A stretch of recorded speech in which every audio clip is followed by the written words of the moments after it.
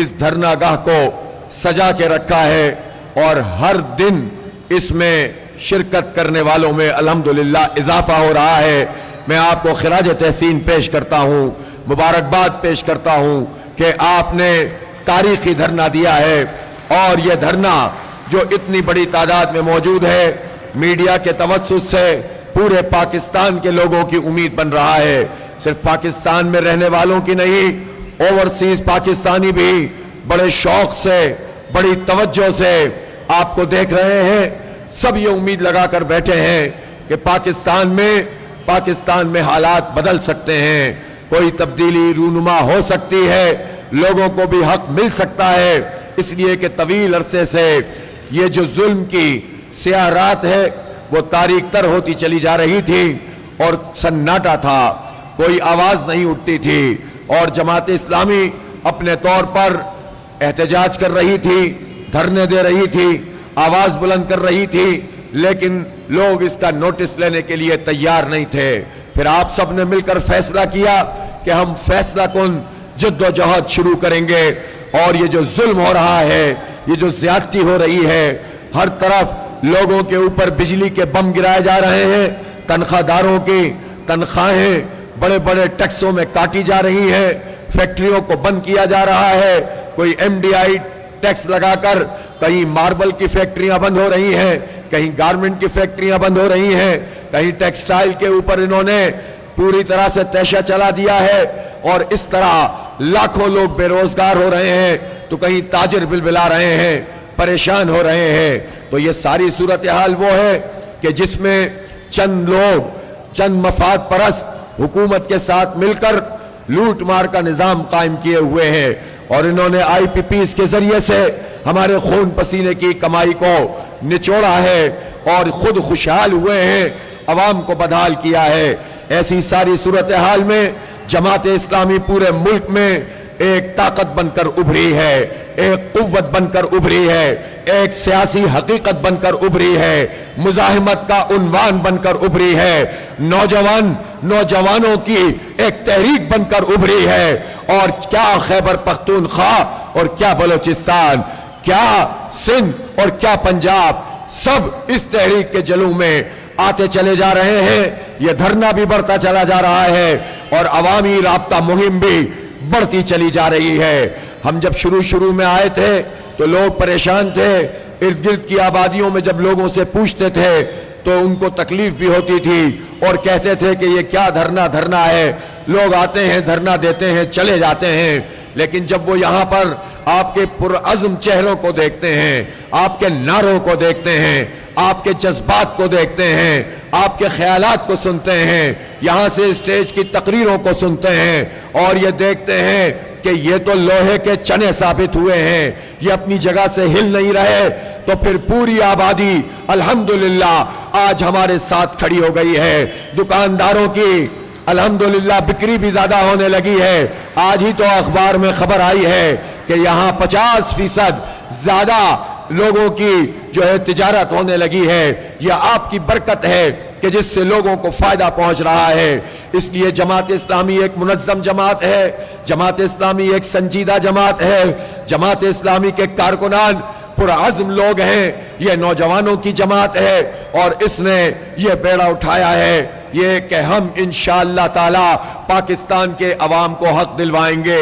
اس حق دو عوام کو جو تحریک ہے، اس کا پہلا مرحلہ یہ ہے کہ جو بجلی کے بل ہیں انہیں کم کروانا ہے انشاءاللہ تعالی، جو تنخواہ داروں پہ ٹیکس لگا ہے اس سلیب کو اس سال کے بجٹ میں جو نافذ کیا گیا ہے اس کو واپس کروانا ہے انشاءاللہ تعالی۔ IPPs کا یہ جو دھندا ہے اس سے پاکستان کے عوام کی جان کو چھڑوانا ہے انشاءاللہ تعالی، اور یہ جاگیرداروں کا، خان وڈیروں کا جو تسلط ہے اور انہوں نے ہمارا خون چوسا ہے، ہمیں ہمارے حق سے محروم کرتے ہیں، خود تو طاقتور ہوتے ہیں यही इलेक्टेबल बन जाते हैं, यही सरमाए की ताकत से, जागीर की ताकत से, वडेरा शाही माइंडसेट से लोगों को गुलाम बनाते हैं, इंतखाब को भी यरगमाल बनाते हैं, सियासी जमातों को भी यरगमाल बनाते हैं, और ये जागीरदार और वडेरे ये एस्टेब्लिशमेंट के जूनियर पार्टनर बनके पाकिस्तान के अवाम पे मुसल्लत होते हैं, फॉर्म 47 की बुनियाद पर मुसल्लत होते हैं, और फिर ये हमारा खून चूसते हैं। तो हमने ये फैसला किया है कि इन जागीरदारों, इन जालिम वडेरों से पाकिस्तान के गरीबों को, हारियों को, किसानों को इंशाअल्लाह निजात दिलवाना है। इसलिए हमने ये फैसला किया है कि ये जो शाही खर्चियां हैं, ये शाह खर्चियां हैं, जो बादशाह बनकर हमारे सरों पर मुसल्लत ये हुक्मरान तबका है, जो ब्यूरोक्रेसी की सूरत में है, जो वडेरों जागीरदारों की सूरत में है, जो नाम नहाद सियासतदानों की सूरत में है, जो फौज के जर्नेलों और बड़े बड़े अफसरान की सूरत में है, इस तबके ने 77 साल में पाकिस्तान को आगे नहीं बढ़ने दिया है, पीछे की तरफ धकेला है, हर शोबे को तबाह किया है, हर इदारे को तबाह किया है। पहले इदारे तबाह करते हैं, फिर कहते हैं कि चूंकि ये इदारे तबाह हो रहे हैं इसलिए इनको फरोख्त कर दिया जाए, पीआईओ को भेज दें, रेलवे को भेज दें, स्टील मिल को भेज दें, पूरे पाकिस्तान को बेचना चाहते हैं, और ये सारे के सारे लोगों का जहन बनाते हैं कि हुकूमत का काम ये है कि बस इदारों को बेचे।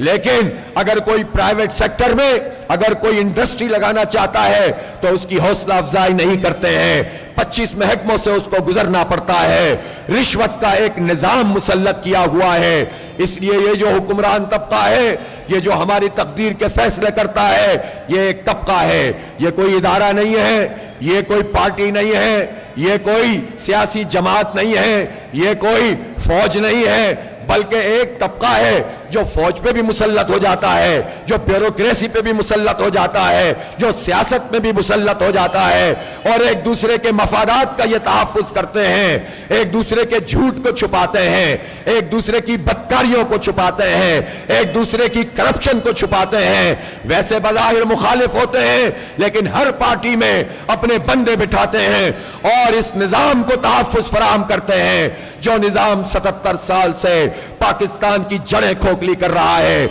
इसलिए यह धरना हमने इसलिए दिया है कि इसकी कामयाबी के नतीजे में इंशाअल्लाह जो बड़ी तहरीक उठेगी वो इस जुल्म के निजाम से और निजाम के चलाने वालों से पाकिस्तान के 25 करोड़ लोगों को इंशाअल्लाह निजात दिलाएगी। इसलिए हम धरना दे रहे हैं कि हम ये कहते हैं कि तुम अपनी मरात खत्म करो। तुम ये कहते हो कि ये जो आप आईपीपीस की बात कर रहे हो कि जो बिजली पैदा नहीं होती उस बिजली के पैसे पाकिस्तान के गरीब मिडिल क्लास ताजिर और सनतकार देते हैं, तो ये पैसे वसूल ना किए जाएं तो हुक्मरान कहते हैं कि ये आलमी अदालतों में चले जाएंगे, बाहर के आर्बिट्रेटर यहां पर मौजूद हैं, हम इनको चैलेंज नहीं कर सकते, हमारी कोर्ट में इनसे बात नहीं हो सकती, और इस तरह ये माहौल बनाते हैं ताकि इन चोरों को तहफ़्फ़ुज़ दिया जाए। हकीकत में जब ये हुक्मरान इन चोरों को, इन डाकुओं को तहफ़्फ़ुज़ दे रहे होते हैं तो इनको भी तहफ़्फ़ुज़ दे रहे होते हैं और अपने आप को भी तहफ़्फ़ुज़ दे रहे होते हैं। कैसे? इस तरह के 1994 में जब यह धंधा आईपीपीस का शुरू हुआ था उस वक्त पीपल्स पार्टी की हुकूमत थी, उस वक्त भी मुआहदे किए गए 30-35 के करीब जो आईपीपीस थी यानी इंडिपेंडेंट पावर प्रोड्यूसर्स, इनको हम पर मुसल्लत किया गया, झूठे मुआहदे किए गए, धोखा दिया गया, पसंद के लोगों को नवाजा गया और कैपेसिटी पेमेंट डॉलरों की शक्ल में तय की गई। अब डॉलर रेट बढ़ता रहता है, इनके मजे आते रहते हैं और हमसे ये बिजली के बम हम पे गिराते रहते हैं। फिर इसके बाद मुशर्रफ के जमाने में लूटामारी हुई, फिर उसके बाद पीपल्स पार्टी की हुकूमत आई, फिर नून लीग की हुकूमत आई और इन्होंने भी इसी तरह के आईपीपीस इनको हमारी बिजली की सप्लाई और बिजली की प्रोडक्शन का काम सौंपना शुरू कर दिया। ट्रांसमिशन में इन्वेस्टमेंट नहीं की, डिस्ट्रीब्यूशन में इन्वेस्टमेंट नहीं की, सारी इन्वेस्टमेंट इन आईपीपीस के जरिए करवाई गई और इनको कैपेसिटी पेमेंट के नाम पर अरबों हजारों अरब रुपए ان کے اوپر لٹائے گئے. پھر پی ٹی آئی کی حکومت میں بھی یہی ہوا. ان کے دور میں بھی مزید آئی پی پیز آئیں. جب انہوں نے کمیٹی بنائی اور کمیٹی نے رپورٹ پیش کی تو ظاہر ہے یہ رپورٹ جب پیش کی گئی تو ان کی کابینہ میں بھی آئی پی پیز چلانے والے لوگ موجود تھے جنہوں نے اپنے مفادات کا تحفظ کیا اور پاکستان کی قوم کی جان ان آئی پی پیز سے نہیں چھوٹ سکی. اب ہم یہ کہتے ہیں جب کہ ان آئی پی پیز میں جو معاہدے جن لوگوں نے بھی کیے ہیں تو وہ خاندان بھی ذمہ دار ہیں اور یہ پارٹیاں بھی ذمہ دار ہیں. ان کے وزرائے اعظم ذمہ دار ہیں, ان کے وزرائے اعلیٰ ذمہ دار ہیں, ان کے وزرائے خزانہ ذمہ دار ہیں, بیوروکریسی ذمہ دار ہے. مشرف کے زمانے میں تو فوجی حکومت تھی, فوج ذمہ دار ہے. تو پھر یہ ایک دوسرے کا تحفظ کرنے لگ جاتے ہیں, ایک دوسرے کی پروٹیکشن کرنے لگ جاتے ہیں. آپ کا یہ دھرنا پوری قوم میں یہ عزم پیدا کرنے کے لیے ہے کہ بہت ہو گیا یہ لوٹ مار کا نظام, اب اس نظام کو ختم کرنا ہے. ہمیں ہمارا حق دو. ہم تم سے خیرات نہیں مانگتے, اپنا حق مانگتے ہیں.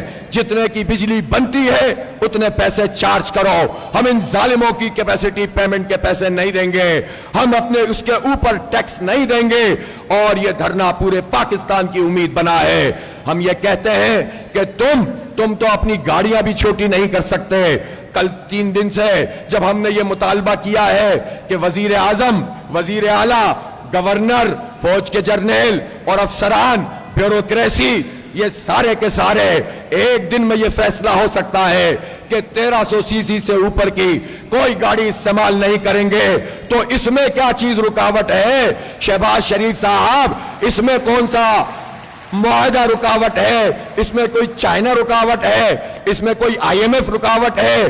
تم تو آئی ایم ایف کی بات مانتے ہو, لیکن جب آئی ایم ایف یہ کہتا ہے کہ جاگیرداروں پہ ٹیکس لگاؤ تو وہ ٹیکس نہیں لگاتے ہو. تنخواہ دار لوگوں نے جو زیادہ تر پرائیویٹ سیکٹر میں کام کرتے ہیں انہوں نے گزشتہ سال 368 روپے ٹیکس جمع کیا, انکم ٹیکس جمع کیا.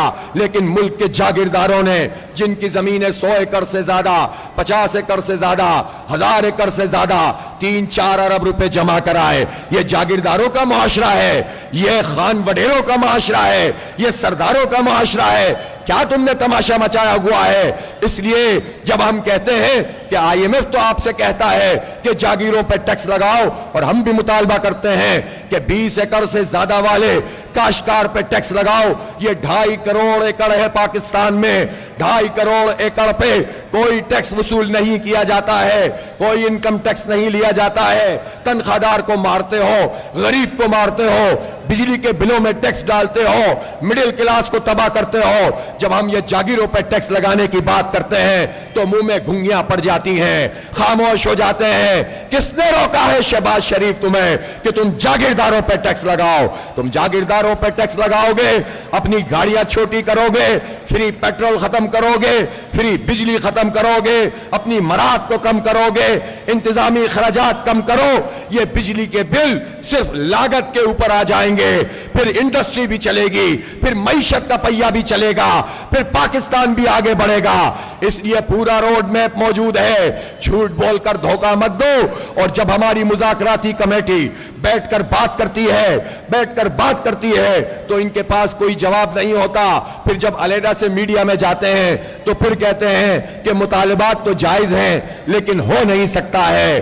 آؤ میڈیا کو سامنے کر آؤ, سامنے لاؤ, اور پورے میڈیا کے سامنے دونوں حکومتی اور جماعت اسلامی کی مذاکراتی کمیٹی بیٹھ جائیں اور قوم کے سامنے آ کر ہم بتائیں کہ کیسے تم ریلیف دے سکتے ہو, کیسے بجلی کے بل کم کر سکتے ہو, کیسے تم تنخواہ داروں کا ٹیکس ختم کر سکتے ہو جو تم نے لگایا ہے, اور کیسے اپنی مراحت کم کر سکتے ہو. تو پھر قوم ہی فیصلہ کر لے گی. اس لیے اب یہ 2 مذاکرات کے بعد سوچ میں پڑے ہوئے ہیں. ہم نے بھی تہیہ کیا ہے, جتنا وقت لینا ہے لے لو. میں پوچھنا چاہتا ہوں, کیا آپ دھرنا دینے سے تھک چکے ہیں؟ کیا آپ اس تحریک کو چلانے سے تھک گئے ہیں؟ کیا آپ کے جذبات مان پڑ جائیں گے؟ کیا آپ کی ہمت ٹوٹ جائے گی؟ تو پھر میں پوچھنا چاہتا ہوں کہ بڑی تحریک چلانے کے لیے تیار ہو؟ تو پہلے تو ہم چند دن انتظار کر رہے ہیں, دیکھتے ہیں ان کا کیا رسپانس آتا ہے. دیکھتے ہیں کہ یہ کیا فیصلہ کرتے ہیں. اگر انہوں نے فیصلہ نہیں کیا، بجلی کے بل کم نہیں کیے، آئی پی پیز کو لگام نہیں دی، تو پھر ایک نئے رنگ میں یہ تحریک آئے گی. ہر طرح کے حالات کے لیے تیار ہو، مقابلہ کرنے کے لیے تیار ہو، پورے ملک کی شاہراہیں بند کرنے کے لیے تیار ہو، مکمل پہیہ جام کے لیے تیار ہو. شہباز شریف سن لو، بڑے بھائی کو بھی سنا دو، بھتیجی کو بھی بتا دو، بڑے بھائی کے سمدھی کو بھی بتا دو، فیملی انٹرپرائزز سب کے سب کو بتا دو کہ اب یہ معاملہ رکے گا نہیں، یہ تھمے گا نہیں. تمہیں حق دینا پڑے گا، اپنی شاہ خرچیاں کم کرنی پڑیں گی. تم جو اپنی بڑی بڑی گاڑیوں میں پیٹرول ڈلواتے ہو، یہ سرکار کا ہوتا ہے، لیکن یہ سرکار کا نہیں ہوتا، یہ پاکستان کے عوام کا ہوتا ہے. ہم ٹیکس دیتے ہیں تو سرکار میں پیسہ جاتا ہے. تم نے تو لوٹ مار کی ہے، کرپشن کی ہے اور قوم کو مقروض بنایا ہے. 79,000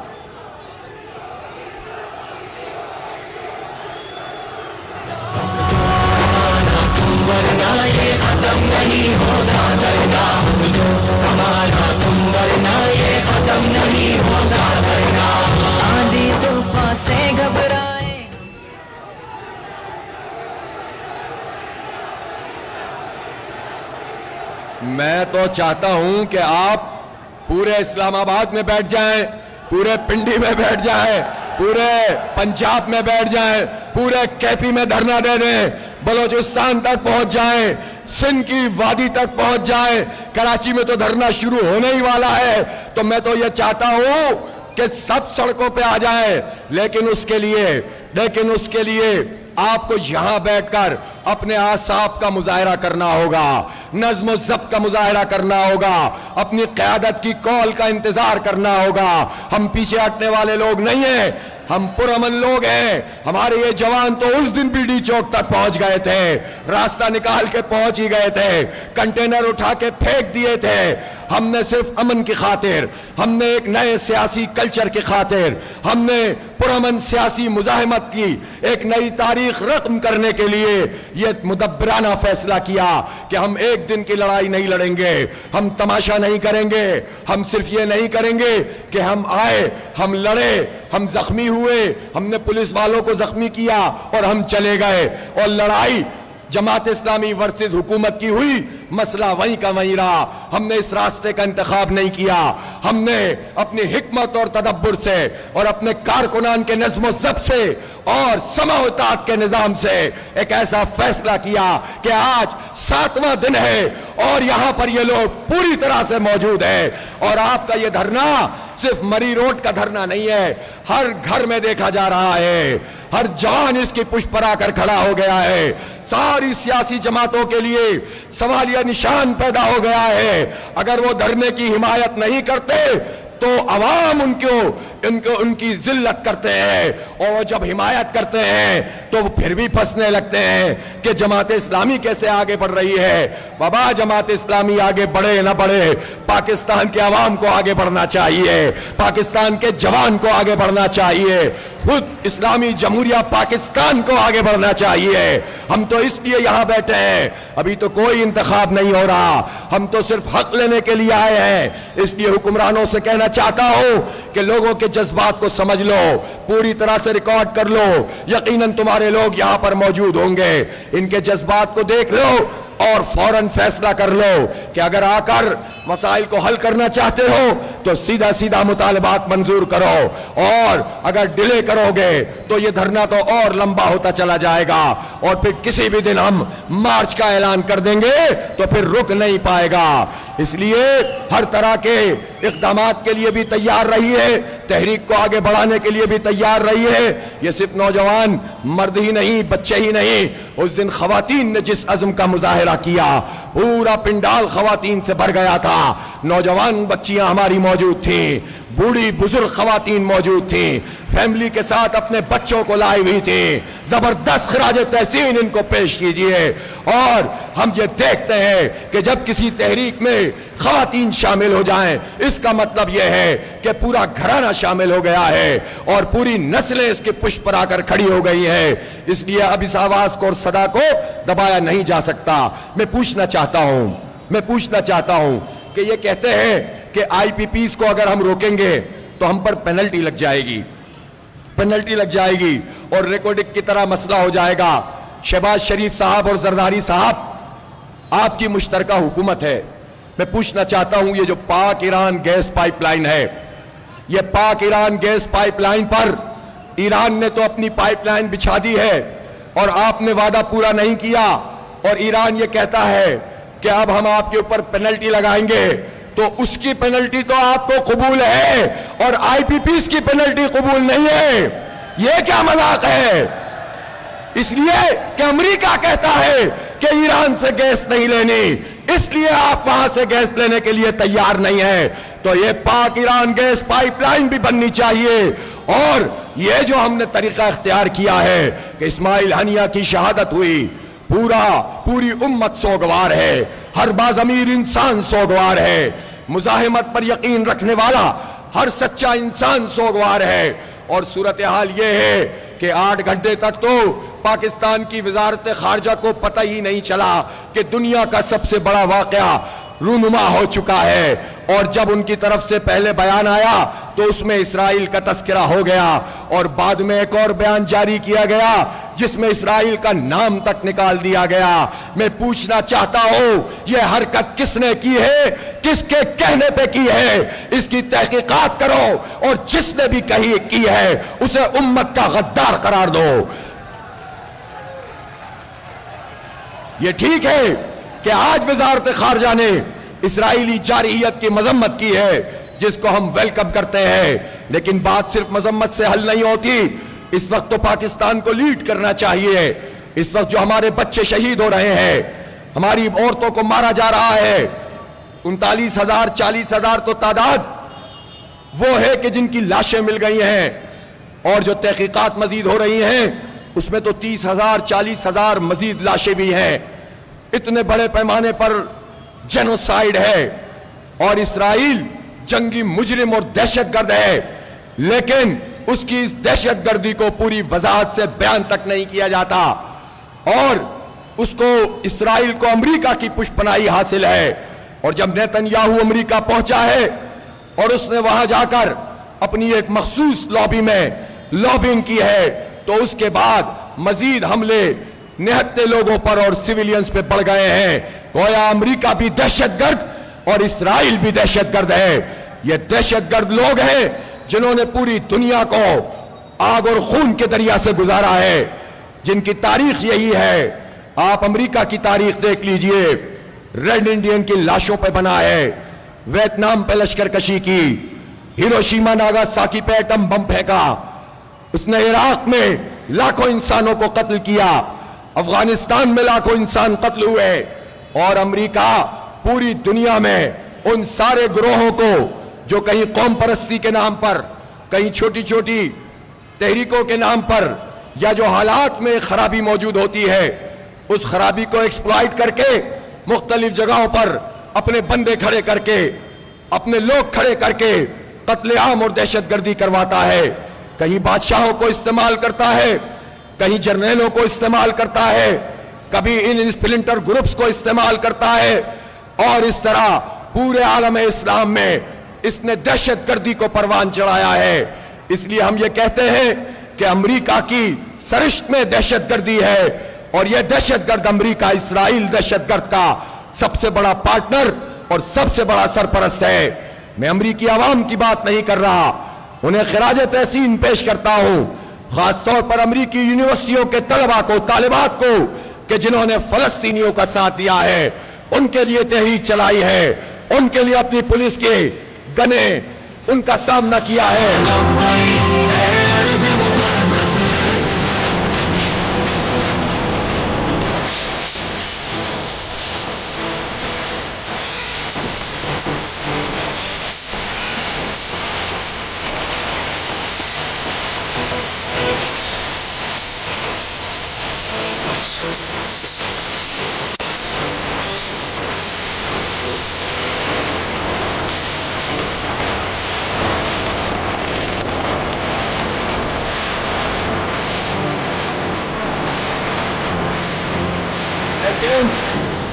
لیکن امریکہ اور اسرائیل دونوں کو شکست ہو چکی ہے، اور حماس نے تو 7 اکتوبر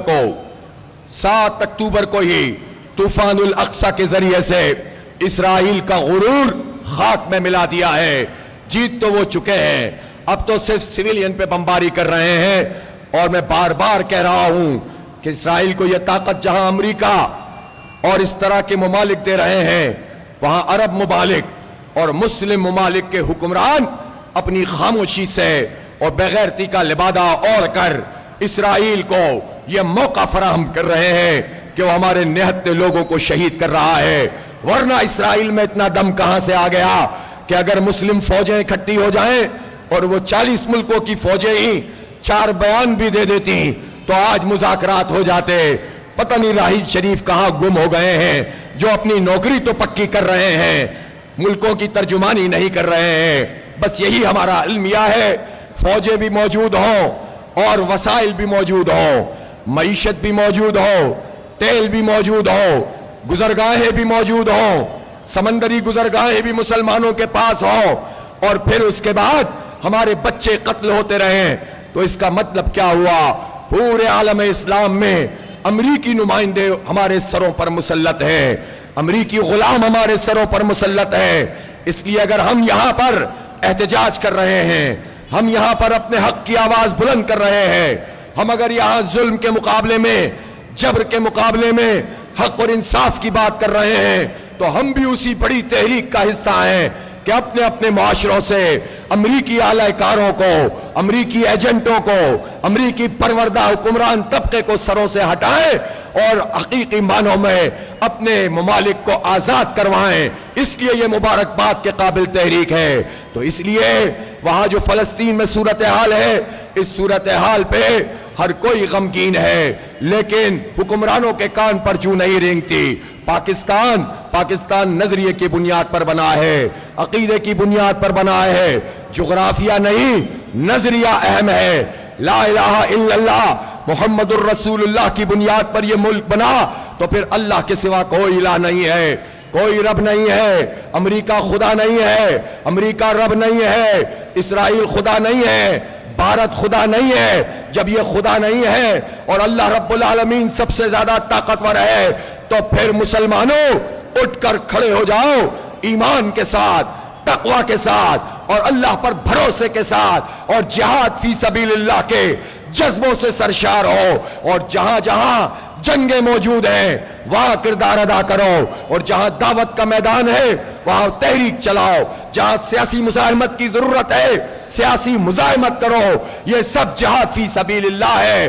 انشاءاللہ جب مسلم عوام کے اندر جذبہ پیدا ہوگا، نوجوانوں میں جذبہ پیدا ہوگا، تو امریکہ اور اس کے اعلی کاروں کو انشاءاللہ شکست فاش ہوگی۔ اس لیے میرے بھائیوں اور ساتھیوں، میرے دوستوں، یہ جو ہمارے ملک میں بھی دہشت گردی کی لہر ہے، خیبر پختونخوا کو دہشت گردی کی آماجگاہ بنا دیا گیا، یہ کیسے ممکن ہوا؟ پہلے تو یہ نہیں ہوتا تھا، 2001 سے پہلے تو کچھ بھی نہیں تھا۔ ایسا کیا ہوا کہ وہ پورا بارڈر جو ہمارا افغانستان سے ملتا ہے، وہ پورا جو ہزاروں کلومیٹر کا بارڈر ہے، جہاں پر ہمیں کبھی فوج رکھنے کی ضرورت ہی نہیں پڑی تھی، جہاں پر قبائلی عوام ہی پاکستان کا تحفظ کرتے تھے، بلکہ سری نگر کے دروازے تک پہنچ گئے تھے۔ یہ جو آزاد کشمیر ہے، یہ کسی فوج نے تو آزاد نہیں کروایا، یہ تو غیرت مند قبائلی عوام نے آزاد کروایا تھا، یہ سابق فوجی تھے کہ جو ان کے ساتھ گئے تھے۔ تو یہ تو ان کی تاریخ تو یہ تھی۔ پھر یہ کیا ہوا کہ یہ سب غیر محفوظ ہو گیا؟ دہشت گردی پروان چڑھی، یہ جنرل مشرف تھا جو بزور طاقت ہم پر حکمران بن بیٹھا تھا، اور اس نے کولن پاول کے ایک فون پر ہماری غیرت کو بیچ دیا تھا، سارے مطالبات مان لیے تھے، اور اس کے نتیجے میں پاکستان میں کیا دہشت گردی کی فضا پیدا ہوئی۔ ہم نے دیکھا کہ اسی کے بعد جب افغانستان کو تورا بورا بنایا گیا اور وہاں بمباری کی گئی اور وہاں کی حکومت کو ختم کیا گیا اور وہاں انسانوں کا خون بہایا گیا، تو امریکہ وہاں آ کے بیٹھا، بھارت کو وہاں جگہ دی گئی، بھارت کے جو کونسل خانے تھے وہ را کے اڈے بن گئے، بلیک واٹر یہاں گھس گئی، CIA یہاں پر گھس گئی، اور ممالک کے لوگ بھی یہاں پر آ گئے، اور پھر انہوں نے کہیں بلوچوں میں، کہیں پختونوں میں، کہیں کہیں اور انفلٹریشن شروع کر دی، کہیں مذہبی انتہا پسندی اور کہیں قوم پرستی کی تحریکوں کو آگے بڑھانا شروع کیا۔ لیکن اس سے پہلے میں یہ کہنا چاہتا ہوں کہ امریکہ کی محبت میں جنرل مشرف اور اس پوری رجیم نے ایسے سارے حالات کو پیدا کیا جس میں قوم پرستی پروان چڑھ سکتی تھی۔ شاید یہی ان کی اسکیم تھی اور یہ ہمیں توڑنا چاہتے تھے، یہ ہمیں تقسیم کرنا چاہتے تھے، اور انہوں نے لوگوں کو لاپتہ کرنا شروع کیا، مہمانوں کو امریکہ کے حوالے کیا، قوم کی بیٹی عافیہ صدیقہ کو امریکہ کے حوالے کیا، اور انہوں نے ایسا ماحول بنا دیا کہ جس کے نتیجے میں پورے پاکستان میں ایک انتشار پھیل گیا۔ پھر اپنے ہی لوگ ان میں امپلانٹ کر دیے گئے اور افراتفری پھیلتی چلی گئی۔ اس لیے میں نوجوانوں آپ سے خاص طور پہ کہنا چاہتا ہوں، ان سارے حالات کا ادراک آپ کو کرنا چاہیے، تجزیہ درست کرنا چاہیے۔ جذبات تو ابھرتے ہیں جب اپنے علاقے میں آپ ظلم دیکھتے ہیں، جبر دیکھتے ہیں، اپنے پیاروں کو جب مرتا ہوا دیکھتے ہیں، لاشیں اٹھتی ہوئی دیکھتے ہیں، لوگوں کو لاپتہ ہوتا دیکھتے ہیں، غصہ ضرور آتا ہے۔ لیکن اس غصے کو اگر آپ قوم پرستی کے لیے استعمال کریں گے، ملک دشمنی کے لیے استعمال کریں گے، تو کس کو فائدہ ہوگا؟ امریکہ کو فائدہ ہوگا، اسرائیل کو فائدہ ہوگا، بھارت کو فائدہ ہوگا، اور جو ہمارے اداروں میں امریکی ایجنٹ بیٹھے ہوئے ہیں انہی کو فائدہ ہوگا۔ ہم تقسیم ہو جائیں گے تو یہ طاقتور ہو جائیں گے اور اس کے نتیجے میں کچھ بھی نہیں ملے گا۔ ایک ہی راستہ ہے، سارے مظلوموں کو اکٹھا کیا جائے، ظلم کی ہر شکل کا مقابلہ کیا جائے، اور ہم مطالبہ کرتے ہیں بلوچستان کے لاپتہ افراد ہو یا خیبر پختونخوا کے یا ملک کے کسی بھی حصے کے، ان سب کو بازیاب کیا جائے۔ اس ملک میں اگر کوئی آئین ہے، اس ملک میں اگر کوئی قانون ہے تو اس قانون پہ عمل کرنا فوج کی بھی سب سے بڑی ذمہ داری ہے، عدلیہ کی بھی ذمہ داری ہے، حکومت کی بھی ذمہ داری ہے۔ ساری ذمہ داری عوام کی ہو، ان سے کہا جائے کہ قانون کو ہاتھ میں مت لو، لیکن جن کے ہاتھ میں قانون ہو وہ قانون کو اپنی مرضی سے استعمال کریں، جبر کے لیے استعمال کریں، یہ قبول نہیں کیا جائے گا۔ ہاں جو مجرم ہے ان کو عدالتوں میں لے کر آیا جائے اور ان کو سزائیں دی جائے، ہم مجرموں کے پیچھے نہیں جائیں گے۔ لیکن ہم یہ بھی نہیں ہونے دیں گے کہ جب ایک بات پتا چلے کہ بلوچستان کے گورنر ہاؤس میں کوئی لاش آئی ہے، کوئی لاش ملی ہے، تو وہ جو جتنے 400-500 لوگ ہیں ان کے لواحقین ہیں وہ سارے وہاں جا کر دیکھیں کہیں لاش وہ ہمارے پیارے کی تو نہیں ہے۔ یہ نہ کرو، آگ سے مت کھیلو، لوگوں میں غم و غصہ پیدا نہ کرو، پاکستان اس کا متحمل نہیں ہو سکتا۔ اس لیے جماعت اسلامی اپنے آپ کو پیش کرتی ہے پورے پاکستان کے لوگوں کو جوڑنے کے لیے، متحد کرنے کے لیے۔ میں خیبر پختونخوا کے نوجوانوں سے کہنا چاہتا ہوں کہ آپ کے ہاں بھی جو امن کی پیاس موجود ہے، امن کے جھنڈے آپ لے کر آئے ہیں، ان امن کے جھنڈوں کی آڑ میں کوئی آپ کو تقسیم نہ کر سکے، کوئی امریکہ کا کھیل نہ کھیل سکے، کوئی قوم پرستی اختیار کر کے آپ کے اندر دین سے دوری نہ پیدا کر سکے۔ اسلام میں یہ پوری طاقت موجود ہے کہ وہ سب کو جوڑ کر حق اور انصاف کی بالادستی کے لیے سب کو اکٹھا کر کے ایک تحریک بن سکتا ہے۔ قوم پرستی ہمارا راستہ نہیں ہے۔ قوم سے محبت ہم ضرور کریں گے، علاقے سے بھی محبت کریں گے، اپنے قبیلے سے بھی کریں گے، ہم سب سے محبت کریں گے، سب کو فائدہ پہنچائیں گے، لیکن اس کی بنیاد پر کسی سے نفرت نہیں کریں گے۔ ہم کیوں فوج سے نفرت کریں؟ فوج کے سپاہی میں کیا کمی ہے؟ فوج کے افسر میں کیا کمی ہے؟ اگر چند لوگوں کے فیصلے خراب ہیں تو ایسا نظام بنانے کی ضرورت ہے جس میں عوام کی حکمرانی ہو، اللہ رب العالمین کا حکم چلتا ہو اور رائے عامہ کے ذریعے سے انقلاب برپا ہو۔ وہ کام انشاءاللہ جماعت اسلامی کرے گی۔ اس لیے ٹکڑوں میں نہیں بٹیں گے انشاءاللہ، پورے ملک کو ایک اکائی بنائیں گے، پورے ملک کو ایک قوت میں ڈھالیں گے اور آگے ہی بڑھتے چلے جائیں گے انشاءاللہ۔ امت کے ساتھ اپنے ربط اور تعلق کو استوار کیجئے، اللہ پر بھروسہ کیجئے، اسی کی تکبیر کو بیان کیجئے، اپنے اخلاق اور کردار کو سنواریے، اپنے بزرگوں کا احترام کیجئے، اپنے خاندانوں کی اقدار اور روایات کا لحاظ کیجئے، اور اسلام کو محض کلچر نہ بنائیے۔ صرف ثقافت کی بنیاد پر روزے نہ رکھیے، صرف کلچر کی بنیاد پر نماز نہ پڑھیے، صرف کلچر کی بنیاد پر اور تاریخی ورثے کی بنیاد پر اللہ کے آگے مت جھکیے۔ اللہ کے آگے اس لیے جھکیے کہ یہ اللہ کا حکم ہے، اس سے بڑا کوئی نہیں ہے۔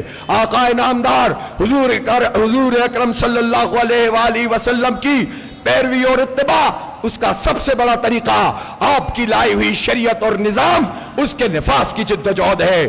آپ کی سب سے بڑی سنت انقلاب اسلامی کی جد و جہد ہے، اقامت دین کی تحریک ہے۔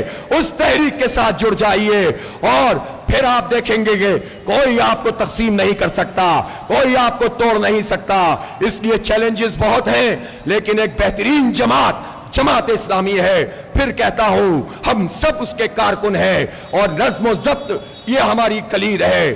سماع و اطاعت کا نظام موجود ہے، اس کو اختیار کریں گے، اللہ پر توکل کریں گے، اجتماعیت کو مضبوط کریں گے اور اس کو کشادہ بھی کریں گے، لوگوں کے لیے اپنے دروازے کھولیں گے بھی۔ لیکن ایک اور بات بتانا چاہتا ہوں، جماعت اسلامی میں جو شخص بھی آنا چاہے سب کے لیے دروازے کھلے ہیں، لیکن جماعت اسلامی میں مشروط کوئی نہیں چاہیے ہمیں۔ کوئی اگر یہ کہتا ہے کہ میں آؤں گا تو مجھے الیکشن لڑوانا، نہیں آئیے آپ۔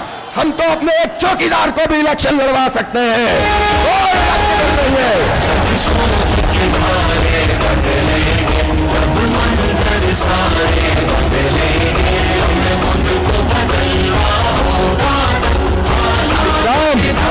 اسلام اس کی ممانعت نہیں کرتا کہ بااثر لوگوں کو، ڈاکٹرز کو، انجینئرز کو، ادیبوں کو اور شاعروں کو اور معاشرے میں اہم مقام رکھنے والوں کو آپ جو ہے وہ بالکل ایک طرف کر دیں۔ اسلام تو چاہتا ہے کہ یہ سب ہمارے دامن میں ہم سمیٹتے چلے جائیں، لیکن اس طاقت کی بنیاد پر کوئی ہماری سیاست پہ قبضہ کر لے، کوئی ہماری سیٹوں کے اوپر آ کر کہے کہ اگر تم ہمیں اس سیٹ پہ لڑواؤ گے تو ہم جماعت میں آئیں گے، ورنہ تو ہم پی پی میں چلے جائیں گے، ورنہ تو ہم ادھر چلے جائیں گے۔ کوئی مشروط یہاں پر شمولیت نہیں ہوگی آئندہ۔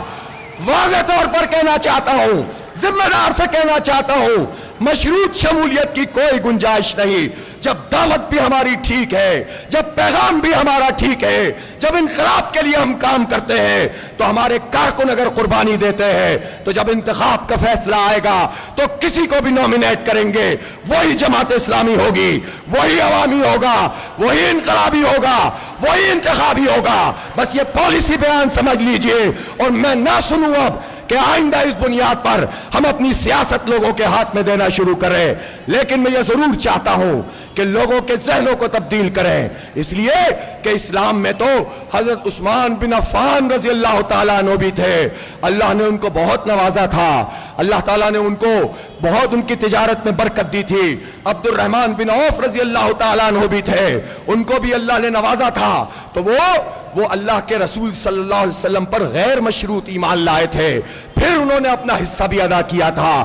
تو متمول لوگ بھی جماعت میں آئیں گے، مڈل کلاس بھی آئیں گے، غریب بھی آئیں گے، لیکن اس بنیاد پہ نہیں آئیں گے کہ ہمارا کوئی مفاد ہے، اس بنیاد پہ آئیں گے کہ ہم اس جماعت میں آ کر دین کی خدمت کرنا چاہتے ہیں۔ پھر اپنے رجحان کی بنیاد پر اس پارٹی میں بھی یہ ظرف ہونا چاہیے کہ وہ لوگوں کو ہر میدان میں آگے بڑھائیں اور ہر میدان میں ان سے فائدہ حاصل کرنے کی کوشش کریں، لیکن مشروط نہیں ہوگا۔ وآخر دعوانا ان الحمدللہ رب العالمین۔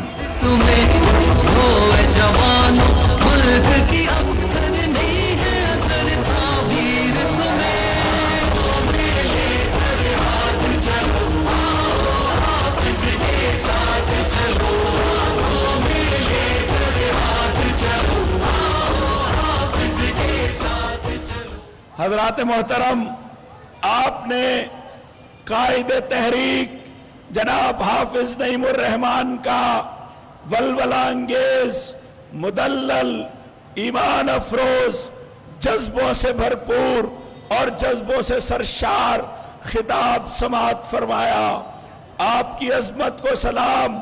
پچھلی جمعرات کو قافلے ادھر بڑھ رہے تھے تو چاروں طرف ایک خوف کی فضا تھی، اور آج جمعرات آئی ہے تو خوف کے سارے سائے ہوا میں کافور ہو گئے ہیں۔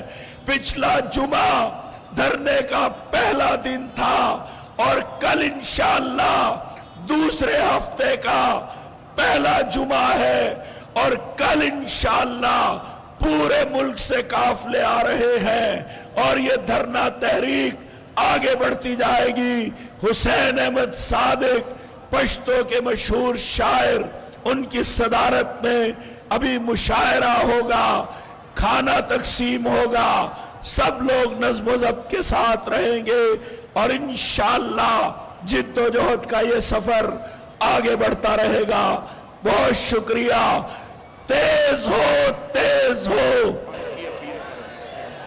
تیز ہو، تیز ہو، تیز ہو، تیز ہو۔ حضرات محترم، حافظ نعیم الرحمن صاحب نے حق دو تحریک کے لیے فنڈ کا اعلان کیا تھا اور اللہ کا شکر ہے کہ ہمارے ساتھی انفاق کر رہے ہیں، اور ایک بار پھر حافظ صاحب آپ سے ہاتھ ہلا کر اپیل کر رہے ہیں کہ اسٹیج پر فنڈ کے لیے جھولی پھیلا دی گئی ہے، سارے ساتھی اس میں اپنا حصہ ملائیں۔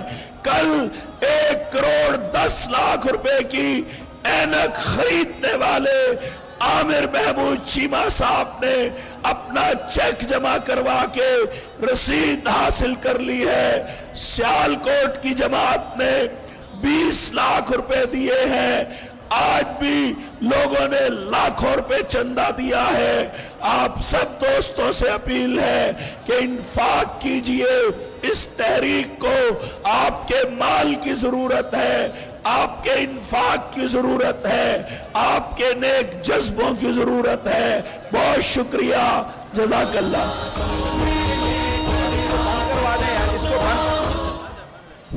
بسم اللہ الرحمن الرحیم۔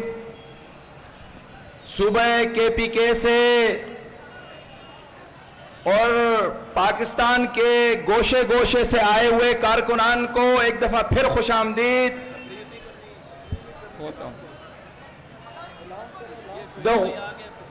دا پختانو مرگرو تا دارالخلافہ اسلام آباد کے ہر کلا ویو سے اعلانات دیا گا، اعلانات واورے لکھ ساتھ نہ پستا اس انشاءاللہ دل تبا خوراک تقسیمی گی۔ اس سے آگے اردو میں بات کرتا ہوں۔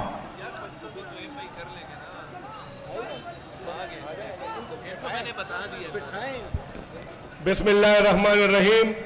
طول شرکاء و تخواستے چی پخپل خپل زیبان دکی نہیں، پخپل پل زیبان دکی نہیں، دل تب انشاءاللہ دا روٹی تقسیمی کی کانے انتظام شوے دے، خوافر مقدار کے شوے دے، تاسو پخپل خپل زیبان دے دا سے ترتیب سرکی نہیں سنگے، تاسو مانزتا ناس وئی صفونہ جوڑ گئی، دسترخانونہ جوڑ گئی، کلاو سے مخی تپرے دی، تاسو تب انشاءاللہ اس دل تکی درنا منتظمین دماز خطن کانا تاسو کے با تقسیمی نو لہذا دا نصب و ضبط مظاہرہو کئی پخپل خپل زیبان دکی نہیں با دیر وافر مقدار کے دا کانے انتظام شوے دے، لہذا کی نہیں اور کانا با انشاءاللہ اس تقسیمی کی۔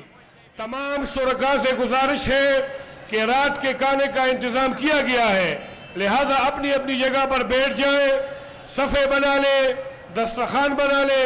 ابھی آپ کو منتظمین جو ہے یہیں پر بیٹھ کر آپ کو کانا آپ پر تقسیم کیا جائے گا، نظم و ضبط کا مظاہرہ کرے، انشاءاللہ تھوڑی ہی دیر میں جب آپ بیٹھ جائیں گے تو آپ میں کانے تقسیم کرنے کا عمل شروع ہو جائے گا۔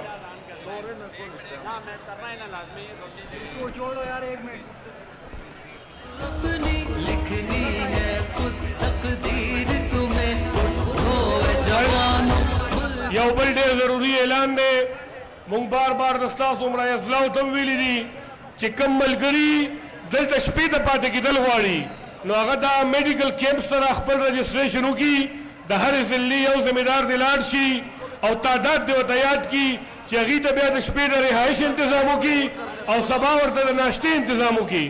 خصوصاً زمادہ گزارش عمرہ ازلاو تا او عمرہ زون تا دے چی دلتا میڈیکل کیمپ سرا دا خپل ذلی رجسٹریشنو کی چی داغے پر انا کی تاسو طبیعت سبا دا ناشتی انتظاموں کی او دلتا دا رہائش انتظاموں کی۔ میں ایک بار پھر کہنا چاہتا ہوں کہ وہ شرکا جو رات کو ٹہرنا چاہتے ہیں، رات یہاں گزارنا چاہتے ہیں، ان کے عمرہ اضلاع اور عمرہ زون سے گزارش ہے کہ میری دائیں جانب یہاں جو میڈیکل کیمپ لگا ہے وہاں پر جا کر رجسٹریشن کروا لیں اور انہیں تعداد بتا لیں تاکہ آپ کے لیے کل صبح کے ناشتے کا انتظام اس کے مطابق کیا جا سکے.